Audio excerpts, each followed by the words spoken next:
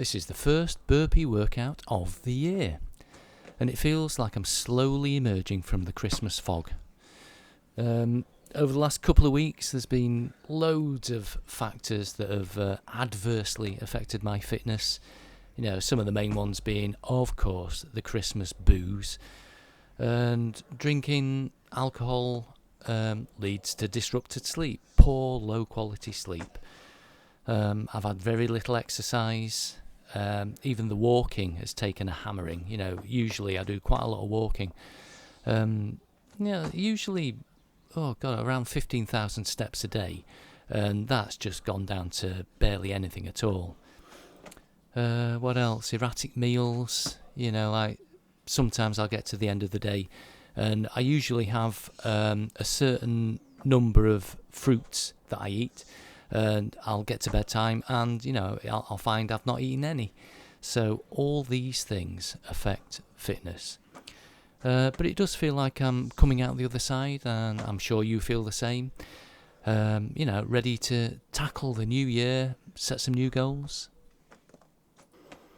Anyway, now that we've got those excuses out of the way, what about this routine? Well, as you can see, there's snow on the ground, and so that's why I've got the mat out. I'm doing the workout on the mat to avoid getting my face wet in the snow. So, in my head, I had imagined that I would do my usual burpee routine, consisting of 1 burpee, 1 squat, and then a lunge on either leg. But having looked at the mat, I thought that might require a little bit of dancing around on the mat to try and position myself properly to do all that. So I adjusted it to 1 burpee and then 2 squats and repeat. Not gonna lie, I did find it tough for all the reasons I gave earlier. But I look on it as a necessary evil. You know, like the first workout back is always going to be tough. But the important thing is, and this is a cliche, the important thing is you turn up and just get it done. You know, consistency over intensity or something like that. The snow is a bit of a problem, actually. I hope it clears up pretty soon.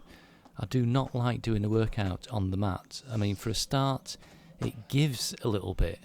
You know, like you can feel it giving when you're stood on it, when you're doing the press-ups. You don't feel as stable as if you're doing it, you know, on solid ground. Here are the Strava stats. As you can see, it's a low-intensity routine. It only lasted 10 minutes and 47 seconds. It burned a mere 95 calories. Average heart rate of 105 BPM and a pathetic maximum heart rate of 135 BPM.